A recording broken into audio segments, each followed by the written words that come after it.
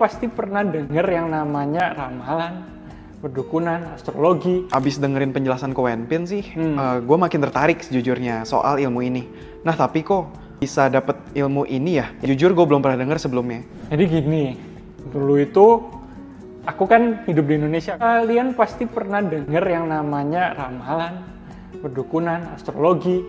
Dan semua itu menurut aku sih, zaman dulu sih nggak masuk akal, nggak make sense sama sekali lah. Aku ini logis dan skeptis anaknya. Apa sih, kok orang bisa tahu masa depan, orang bisa bikin prediksi dan lain-lain. Itu mungkin cuman suatu seni kayak sulap gitulah. Menurutku dulu begitu. Akhirnya aku kuliah di Tiongkok. Jadi aku dapat beasiswa, scholarship, kuliah di sana. Sama sekali aku tidak pernah pengen mendekatkan diri ke dunia seperti ini. Sampai satu ketika aku pergi ke satu daerah nih. Jadi di atas gunung gitu ada kuil. Ya karena untuk berdoa dan lain-lain, aku ke sana ketemu sama orang yang sedang duduk kayak duduk di lantai.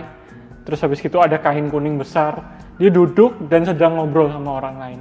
Ternyata yang dia lakukan adalah menghitung Pakzi namanya. Kalau di Tiongkok itu namanya Suanming Guamia. Aku lihat-lihat ini orang ngapain ya kan. Dua orang lagi ngobrol. Aku dengar samar-samar ngasih tahu ini hati-hati atau ini itu. Kliennya udah pergi, aku ditanyain, mau hitung juga nggak? Aku bilang nggak, aku mah nggak percaya beginian. Nggak usah, thank you. Aku bilang begitu, terus aku mau pergi. Dia stop, dia bilang, kamu mau belajar aja nggak? Aku lihat kamu ini anaknya logis, dan ini ilmu logis. Kalau kamu mau belajar, berkenan belajar, ya kamu tinggal beberapa hari di sini, mau baca ini buku dulu. Dia kasih buku segini tebelnya, buku udah usang, ya kan, udah tua banget. Setelah itu, aku baca halaman pertama, kedua, ini apaan?